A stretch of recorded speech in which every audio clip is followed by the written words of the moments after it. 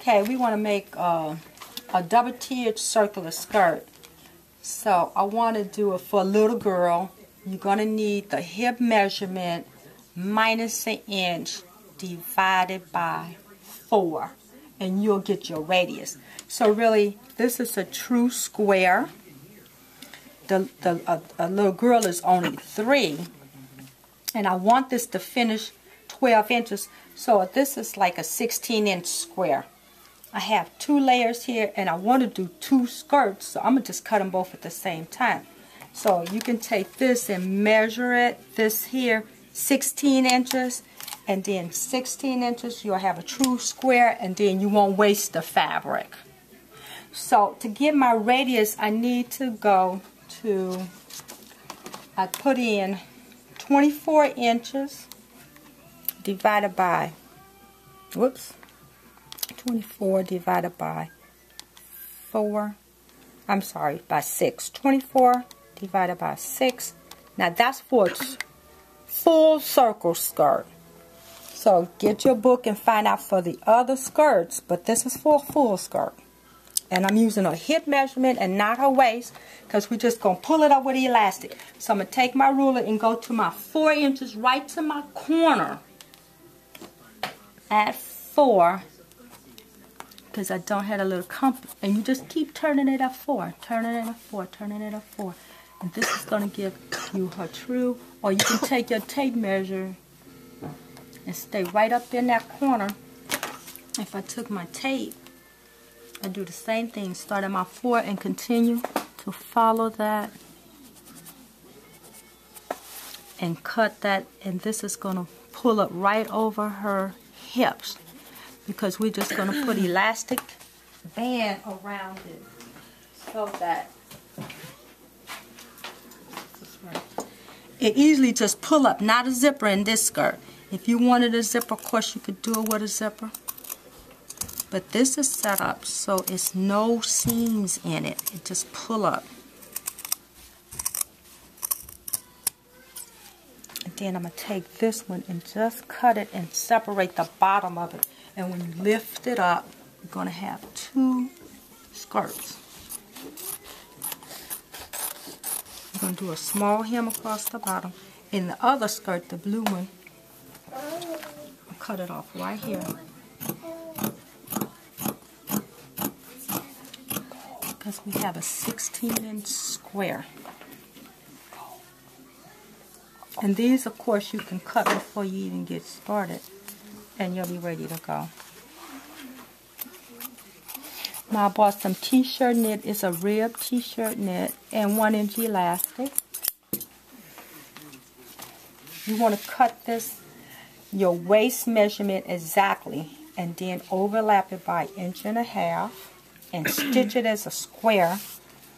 And then I'm going to cut the rib knit. It's because it stretches also. And I'm going to encase the elastic. So I know how much to cut that. Leave yourself a 5/8 inch seam allowance or whatever seam allowance you want, and we're going to sew this together. So here I'll lift this up and you'll see we have 2 skirts, 2 circle skirts. And we want to place them opposites of one another. So what I want to do is clip this corner, clip all the corners, so we can match them exactly the same. I always like little notches to help give me guidelines. Exactly where to match stuff up at. And they sewed this fabric at Hancock. I think it's so cute. It feels like cotton, but it's not. It's polyester. So when I get these little notches, lay this out. This is going to fit my grandbaby's hip. I'm going to take the 2 and put them on top of each other, opposites. Match up the notches.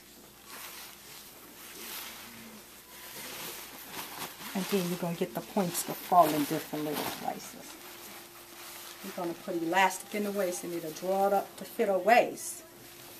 And we have a cute little circular skirt with the little handkerchief points. That's what it's called, a handkerchief hem. So we want to cut the elastic to fit the waist measurement perfectly, and then just sew it around in a square. You see, I just joint that around in a square. Overlap about 1 inch because you want the elastic to be snug to the waist.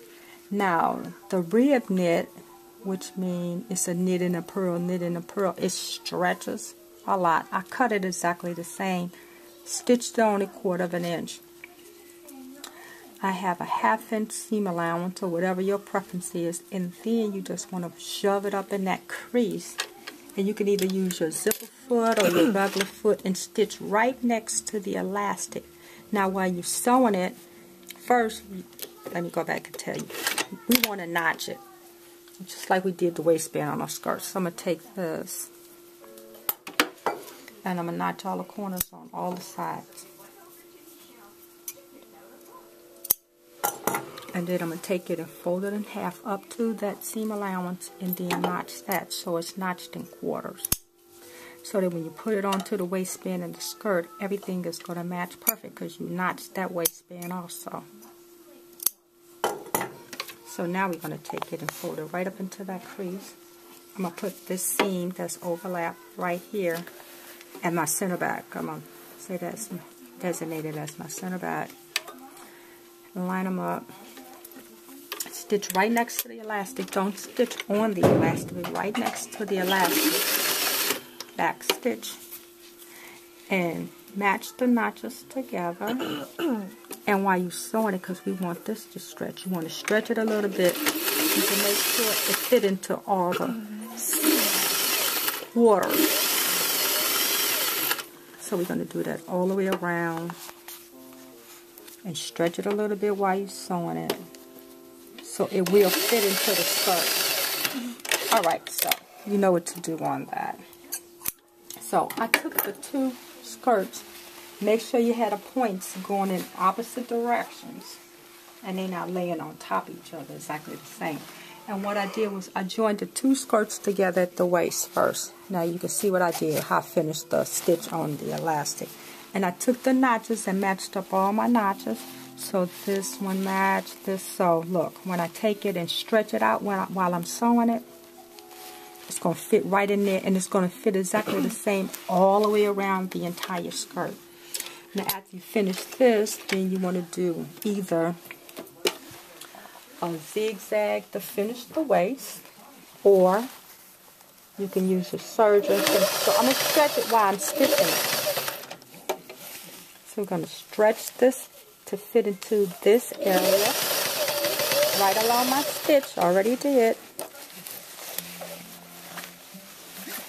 I can remove this pin that's lining right up at that notch. Keep everything lined up in place. Stretch it a little bit. And you're going to go all the way around the entire thing to the whole skirt until it's attached to the waist. And be careful not to stitch the elastic.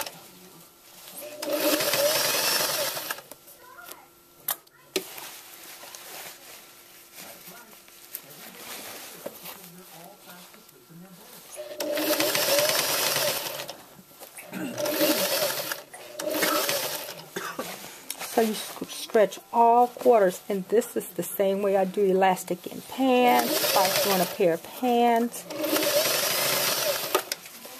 we want to get everything lined up in place, divided in quarters, so that way when you sew it and you put it together, everything come out divided evenly. You don't have more in one spot, less in another spot. It's all balanced. You want it to look like professional done it. You know, it was done by a professional. And people, I say, that's so cute. Now, did you make that? They might say it's cute, but they could tell you made it. We don't want that. So look. It's even all the way around. So our last step is to do our hem.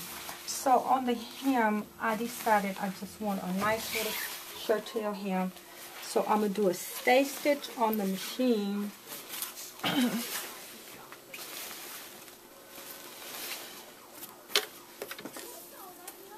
right along my stripe. That way I can keep it even. So once I decide how wide I want my hem to be, I'm going to just do a stay stitch all around the perimeter of the hem.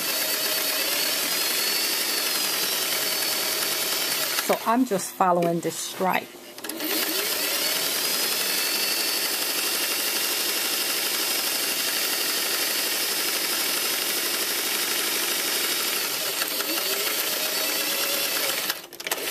Now that's going to be my guide for hemming. So I'm going to take my skirt, fold it on that stitch, and then fold it again. And that way I can keep a nice even hem all the way around my skirt, both layers. So I would take that stitch, which is my guide, and fold it on that stitch and fold it back in. And sometimes it's a good idea to put a piece of tape where your area at. But right now I'm going to just follow right on the inside of this foot. If I keep it lined up there, that's my guide. I will get a perfect hem all the way around. Take your time, all the little loose threads, just tuck them on the inside so you don't have to go back and trim them later.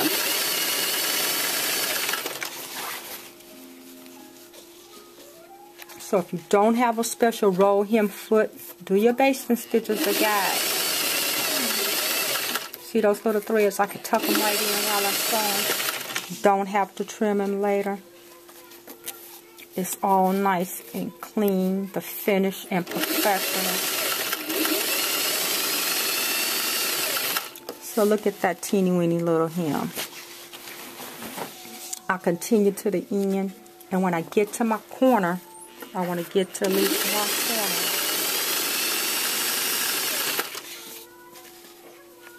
Just take your time, so it's not fast, but it will look good.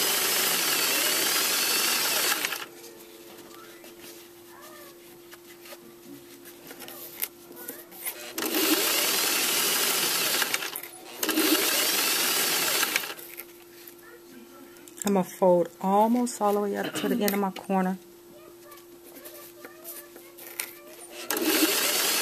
Using my nail to tuck all those little threads in, and I'll go and take this one and turn it up first,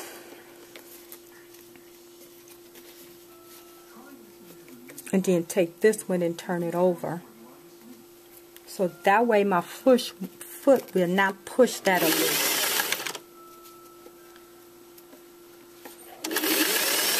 Now when I get to that end, I'm going to leave my needle down and turn and then continue around.